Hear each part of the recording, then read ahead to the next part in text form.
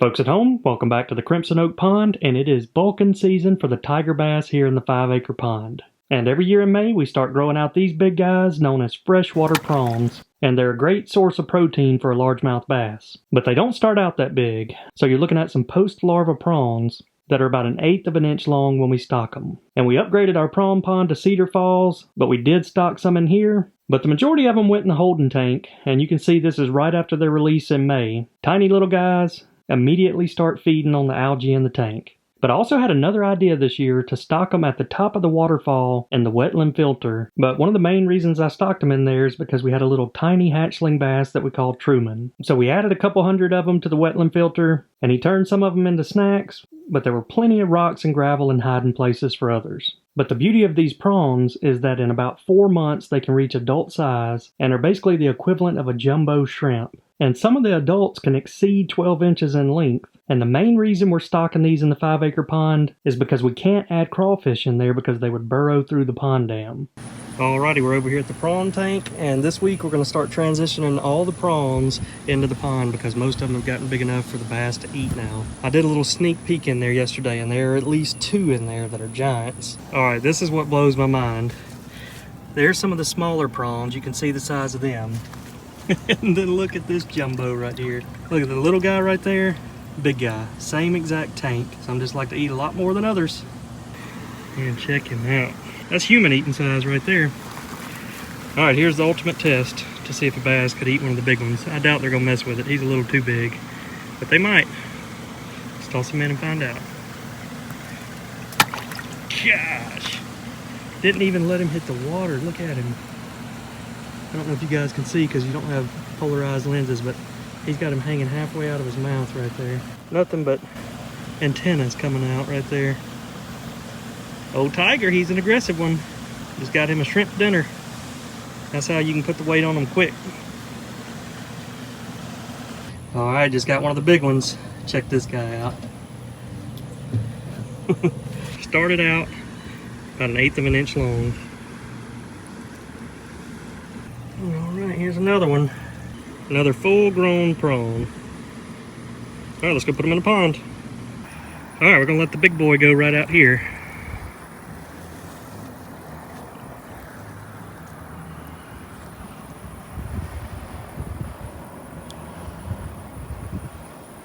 Alright, here's the next one, heading out.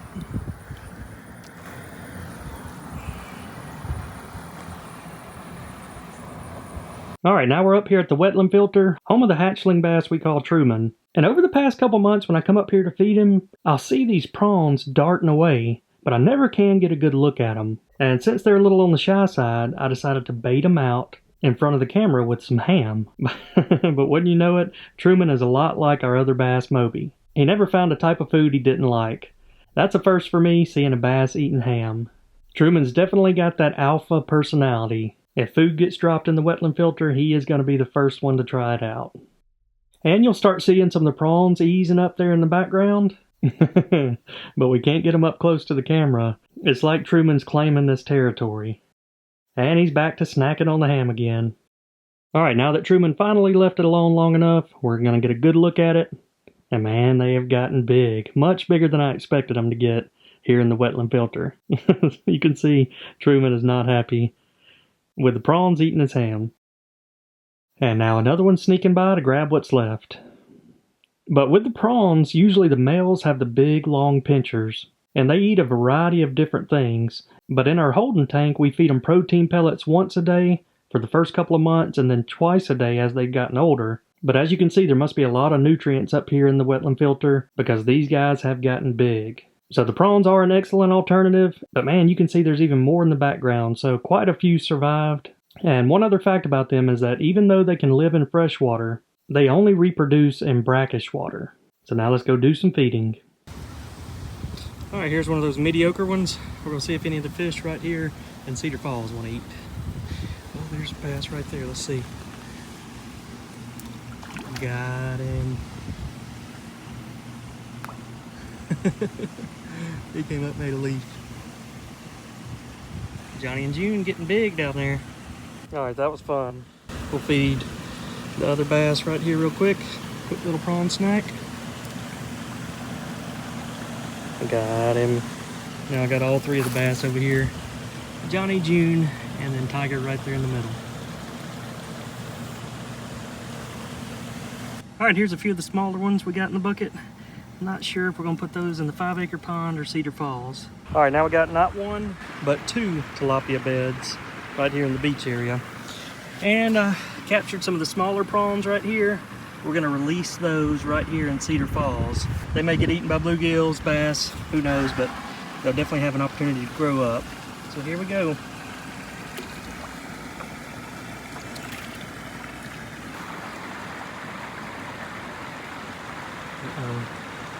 The bluegills are waiting on them. Check it out.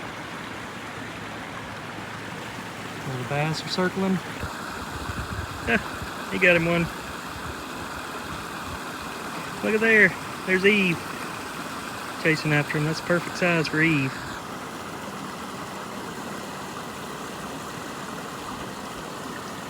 Alright, now let's check in on the 2 newest members of the Crimson Oak Pond, and that's the twin fawns. I love watching these little guys bounce around, and we get a lot of daytime sightings of them. They sleep right out here in front of the pond. So I think we need to name these 2. Leave a comment down below on what you think we should name them. But I'm starting to think I'm the fawn whisperer. Every year it seems like the fawns just migrate to me. This was one of my little buddies from a couple years ago. He would walk right up to me. Wasn't scared at all. I think he was just more intrigued than anything. But I don't think any of the deer are really scared of me. They all know I'm the one who feeds them good. There is nothing cooler than watching the little babies bounce around this time of year and try to catch up with mama. Alright, now let's head over to Cedar Falls, and I love this pond because no matter what time of day, there's always a ton of action going on in it. We got the Amazon lilies looking incredible, a school of golden shiners doing their best to hide out from the bass. We got some new spawning beds right here where the tilapia have been spawning in the sand. And also looks like we either have some eagle or osprey tracks right there coming through it.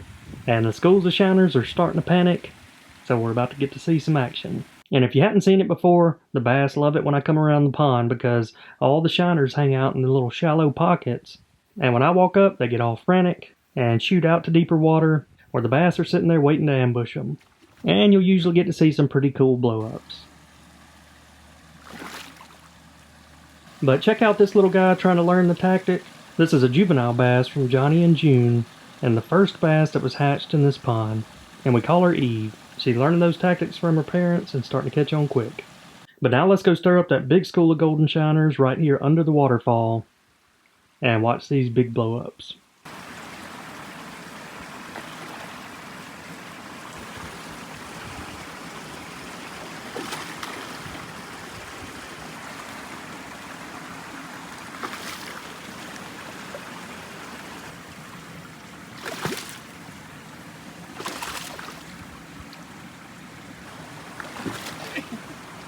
And I finally figured out that our friendly little snake lives right here beside the waterfall. And since he's a local here and we see him pretty much every time we come out, I asked you all to help us name him. And a bunch of people said name him Jake the Snake. I love that name. I had a buddy in college that we called Jake the Snake, so this little guy's gonna be Jake the Snake. Even though we're approaching fall, we got some spring-like activities going out here with the lily blooms and the bees. Alright, now it's time for a feeding. We got 1,000 golden shiners, and I like to acclimate them right here under the dock in the shade. And every time I put them in, the bass know it's feeding time, and will basically come right up to you where you can almost pet them. Good to see our old pet Tiger. That's the one we used to keep in the 300-gallon aquarium. Speaking of the 300-gallon aquarium, we haven't done anything with it since we moved Tiger out of it.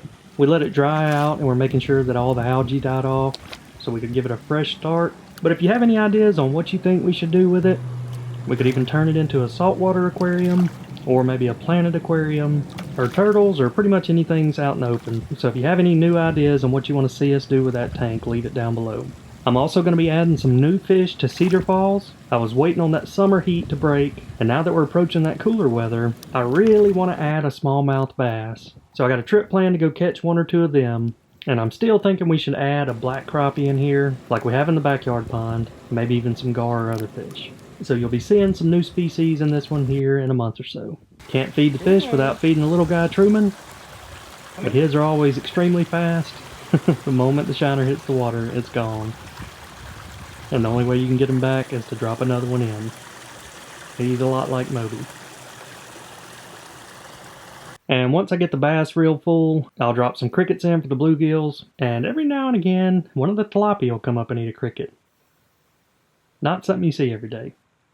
So now that the pond build is complete, I've really been wanting to create a fishing app that would let you all fish and catch some of these bass that we've tagged and named right here in the Crimson Oak Pond. And I've teamed up with Fishing Clash because I think they're by far the most advanced when it comes to graphics and overall gameplay. And as you'll see here, they've already created incredible places to fish. And not just here locally, but all over the globe. But one of the coolest features is they have dozens of species of fish to target. One of my favorite things to do is open up the app, scroll to a local body of water right here in Alabama, the popular Lake Guntersville, and try to wrangle up some largemouth and spotted bass. Then when I'm looking for a bigger fight, we head out to the saltwater to really bend some rods. But it's not just a simple fishing app. They have built-in features like clans, so you and your buddies can group up and compete against other clans. They also have a duel feature, where you'll go head-to-head against another fisherman. So whether or not you're stuck inside and can't go on that fishing trip because of thunder and lightning, or if you're sitting high in a tree stand waiting on that buck to come out, you can go ahead and download the Fishing Clash app by clicking the link in the video description or scanning that QR code. And when you do, I've got a gift for you that'll unlock a $20 in-game reward. You can access it by clicking the settings, then click gift codes, and type in Bama Bass, and you'll unlock some cool features, including things like a unique avatar and in-game power-ups that'll make it easier to catch fish. And hopefully after enough of you download the app, I'll have a little negotiating power, and we can talk them into replicating the Crimson Oak Pond right here on the Fishing Clash app. And they've even partnered up with some big fishing brands like Major League Fishing. So a lot of cool things packed into this one fishing app. So go ahead and download the game by clicking the link below, and be sure to use my code BAMABASS, and hopefully we'll bump into each other in a fishing duel. Alright, so we got the hurricane coming through tonight, and I've purposely been letting the pond level get low. You can see we're probably a good 12-14 inches low right there at the standpipe. So we've got a few inches of rain coming through at least tonight. We'll come back through and check it tomorrow and see how it does. But worst case scenario, we got the emergency spillway down there that'll handle anything the overflow pipe can't handle. But this one was just far enough. We just got some of the outer bands and some wind gusts, but nothing major.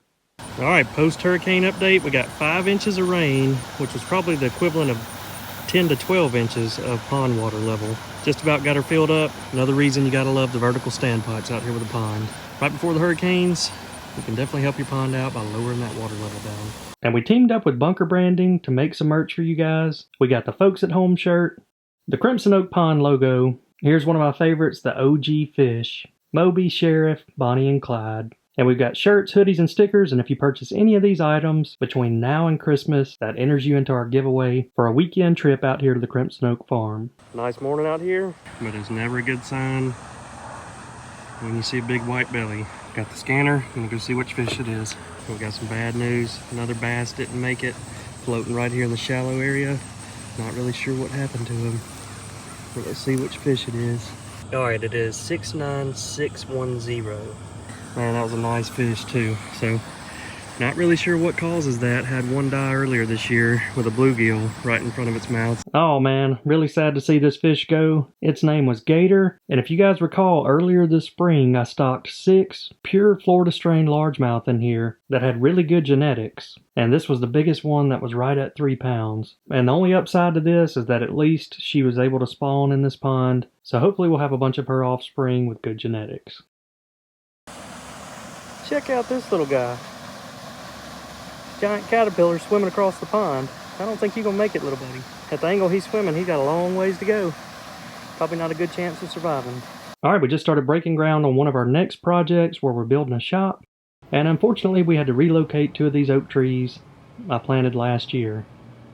And that's about as big of an oak tree as I'd want to move. But this is gonna be a 50 by 72 shop. We're going to have a couple of offices or bedrooms in it, and we're getting clay graded, and every time I see another dump truck of clay, it gives me flashbacks to that pond build. But it's coming along quick. Also going to have a nice view of the pond right here. But the goal is to add a couple buildings out here over the next year or so, maybe even host some events, and also just a good spot to store the tractor and boat. Alright, it's been a little while since we got an update on our tracking system. We've got antennas out there, antennas down there. Let's see if it's still powered up.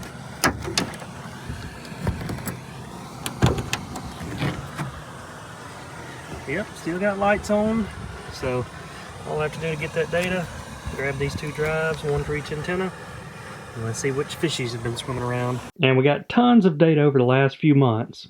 And I'm a numbers guy. I can look at this stuff all day, but I don't want to bore you too much with the numbers. But I do want to try to learn some new things about bass from this data. And most of the bass in the pond have pit tags in them, and as they swim past one of these antennas, it logs their data. And over the past 6 months, the most active times of the day for these tiger bass were 6 in the morning and 7 o'clock in the afternoon. So for you fishermen out there, you need to make sure you're on the water at daylight or dark. And the other antenna is a little bit biased because it sits right beside the underwater green light. So obviously when that light comes on, it's going to have a lot more activity. But for both antennas, 7 o'clock was the magic hour. And this makes me happy to see, of all the fish that were tagged at the Oak Throne, the goat, which is the biggest bass in this pond, was one of the top 3 fish that were scanned the most around the Oak Throne. And it's been about 7 months since we caught the goat. Can't wait to see how big she's gotten.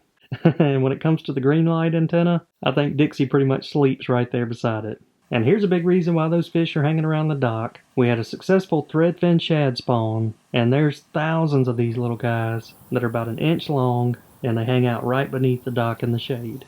Alright, we got the Eagle Tower, the Martin House, and our latest addition is this AI bird feeder. So we're going to fill this thing up with bird seed right here, and the little guys are going to come in, land right here, and this will identify what type of species the bird is, and it'll also send a video to my phone, which I'll be sharing with you guys. It's got a solar panel on it to keep it charged up. So pretty excited to see which little yellow belly rumpers show up here at the Crimson Oak Pond. Man, that zooplankton bloom is thick right now. It's almost like brown paint out here on the pond, especially in the pockets where the wind's blowing.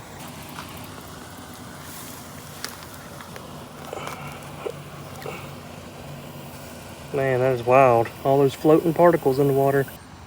All right, maybe some of you guys can help me identify what type of aquatic plant this is that showed up right here in the shallow part of the pond. Looks pretty cool. Just need to know how quickly it's going to spread and if it's going to become a nuisance. So I stopped by the other day to watch one of the protein pellet feedings. I wanted to see if the majority of the fish were bluegills or if some of the tilapia had started showing up. And as you can see, there are some tilapia mixed in. There's a good look at one right there. And most people wouldn't want the tilapia eating the protein pellets and competing with the bluegills for food, but I ain't mad at them. If you guys recall, we had a big algae problem this spring, and as soon as I put the tilapia in, they wiped it out, so there's not much left in this pond for them to eat. So good job, tilapias. And another huge benefit of having them, there's hundreds of baby 3 to 5 inch tilapia in all the shallow areas around the pond, which are one of the top food sources for the bass in the fall. Alright folks, need some help identifying this problem. So that's a white oak tree that we planted about 1.5 years ago. And this is another white oak we planted on the same day. So I noticed it lost all of its leaves. Well, upon inspection, there's hundreds of these little caterpillars. And they are everywhere. Neat looking little guys, but they are munching all the leaves off these oaks. And they've attacked this tree so hard, I honestly don't think there will be a leaf left on it by the end of the day. But my big question for some of you guys is, could that harm the tree? And should I remove them or treat the tree? Or just let nature do its thing? But the last thing I want to do is kill the oak tree. But once I saw those piled in on that tree, I decided to make a trip around to some of the others I planted, and I got another tree getting hit by them. But I got one oak tree out here that must be dying because it has more bugs on it than any tree that I've ever seen. And we got a combination of these beetle-looking bugs, giant wasp nest. It's even got snails on it, so they all must be eating something within the tree. But out of the dozens I've planted, this is the only one that's getting attacked like that. So I'm assuming that it's dying and something's wrong with it. And here's another healthy oak tree that looks like it just had a bunch of baby caterpillars hatch. So I'm sure they're getting primed and ready to munch on some oak leaves. So any information you could give me about the oak tree caterpillars would definitely help. Them boys just hanging out. Alright, one of my buddies, Jacob, brought me a bucket full of sawtooth oak acorns. And if you ever want to test them out to see if they would turn into a tree and germinate, you can drop them in a bucket of water. And if they sink, you can plant them and they'll grow into a tree. If they float, you might as well feed them to the deer. So I'm going to go through this bucket and pick out several that'll sink. And then we're going to feed the rest to the deer. And he picked out a good batch because only one, maybe 2 out of that whole bunch were floaters.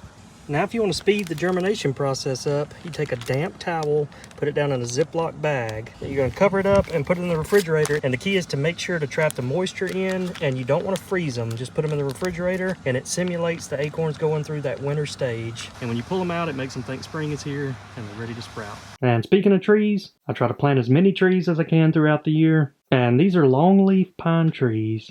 And you can see most of these are in the grass stage. One of them has already grown outside of that grass stage. But usually if you plant them and then do a control burn, that can help jumpstart their growth process. But my goal and idea here is to plant some fast growing trees that grow a little bit faster than the oak trees and put them over here on the back side of the pond dam. And maybe here several years down the road, they'll be tall enough for the eagles to nest in, or maybe even the owls. So we got them all planted, happy with where they're at. But check this out, guys. After we got done planting them, I was walking around, and look at what I found over here growing in the backside of the pond dam. A little pine tree. This is not something we planted, but the wild thing is that the closest pine tree to this area is all the way over there across the field. So that little pine seedling had to fly a long ways to get all the way over here to the pond. And there's another one, but unfortunately these guys are a little too close to the dam, so we're going to have to relocate them. And the thing I love about the Crimson Oak Pond is it brings new animals in every day. This is probably the biggest flock of geese that we've seen out here, and I don't mind them at all because they don't hang around for long. But the interesting thing about this flock is they've been grazing the fields out there, maybe trying to snag them an old peanut. Looks like I got a little too close and ran them off.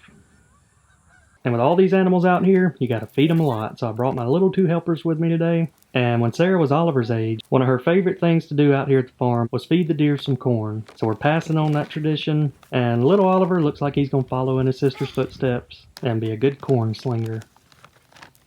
And Sarah decided she wanted to plant a few so we could grow some more. So I thought this was pretty interesting. It's love bug season, got a bunch of love bugs out here. But these little bushes that are right here on the edge of the pond are blooming, and the love bugs are enjoying the blooms. Just about every one of them has got a pair of love bugs on them. All right, folks, time to do a little bass fishing. Every bass we catch, we're gonna scan it with this to see if it's been caught before and see how big it's gotten. We're getting close to fall, so we're gonna be keying in on shad style baits. Swim baits, buzz baits, they like that white color. The goal today is to catch a 3-pounder. Let's see if we can make it happen.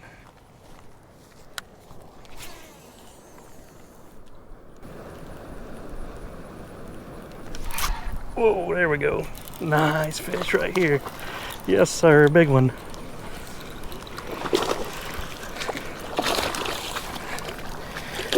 That's what I'm talking about right there. Man, that is a beautiful fish. I mean, ate the swim bait.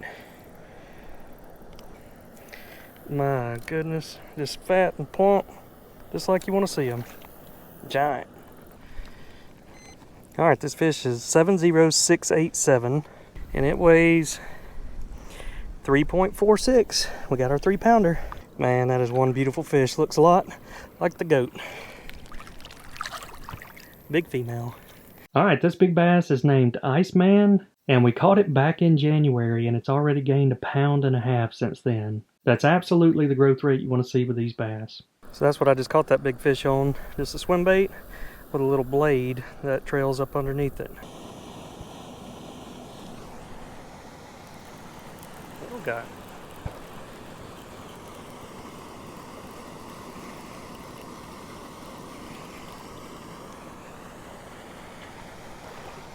Maybe not as small as I thought. He was running at me. Yeah, not a bad one at all. Wow. We got one that has not been caught. This is one of the original bass. That's pretty impressive.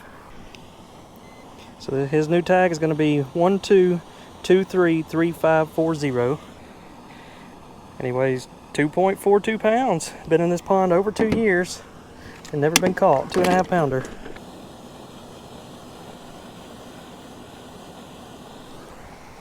Good one. Right there in that same spot, off that little hump. Oh yeah, good one's biting today, boys.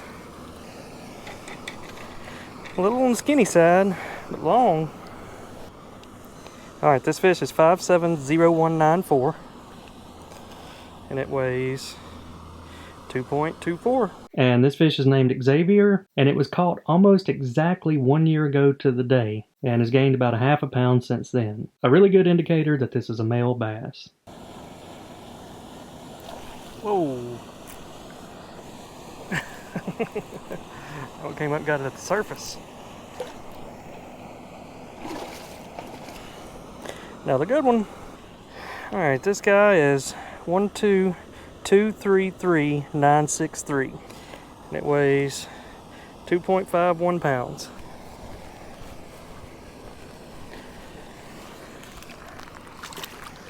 All right, now let's check in on the local residents of the squirrel house. We got the mouse we call Gus Gus making an appearance, and he says, look here, if you don't start putting some more peanuts in here, I'm gonna have to eat the furniture. Sorry about that, Gus Gus. I'll load you back up tomorrow. It looks like we may have a salamander here on a hunt. Let's see if he can get the moth. Nope, I think the moth got away. And check this out, guys. This is the closest that we've ever gotten to get the squirrel we call Chip into the squirrel house. He's inspecting it. We even got him to put a foot in through the front door. And I bet you if we had one acorn or peanut, that would have sealed the deal. But unfortunately, I think there were too many signs of Gus Gus. And he says, I'm out of here. Oh well, maybe we'll get him next time. Alright, down here at the half acre, and I've been feeding the deer this product called Kitchen Sink. There's the list of everything it's got in it. And there's actually been some seeds that are left over, as you can see right down there. And they're sprouting, turning into more deer food. So if they don't catch them in the seed state, it's growing. I'm guessing that's either wheat or oats. You can see all the seed left behind. So you kind of plant a little food plot and feeding the deer at the same time. All right, we got the bucks and does out here. All the deer like what's in the kitchen sink. Bucks are still in velvet. And here's one of the big boys that we call Deuce, because he's got a double main beam coming out of his left side.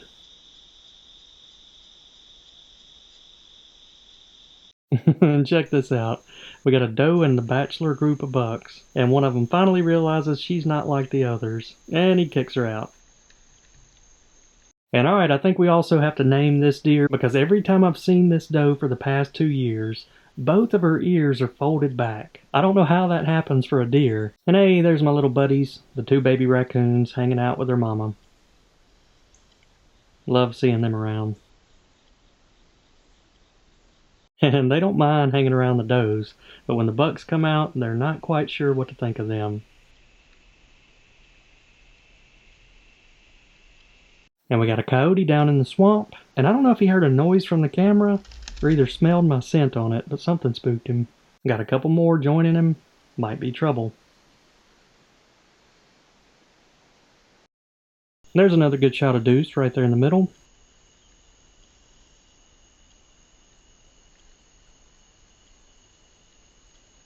Hey, there she is, with the 2 flipped back ears.